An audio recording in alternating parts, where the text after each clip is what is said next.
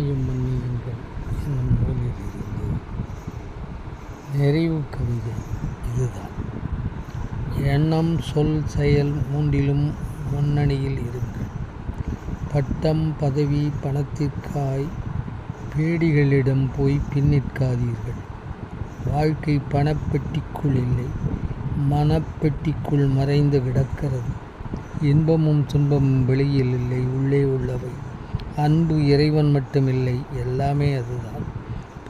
பொருளாதார விடுதலைக்காய் போராடுங்கள். அது அனைத்து பிரச்சனைகளையும் அமுக்கி அழிக்கும். அப்போதுதான் எல்லாம் சரியாகும், சமமும் ஆகும். இன்றையில் நீங்கள் இருட்டு பறவைகளாய் இறந்து போவீர்கள். வெளிச்சத்திற்கு வாருங்கள், விடியலை காணுங்கள். எழுங்கள், காண்பீர்கள். எடுங்கள், பெறுவீர்கள். உழையுங்கள், உயர்வீர்கள்.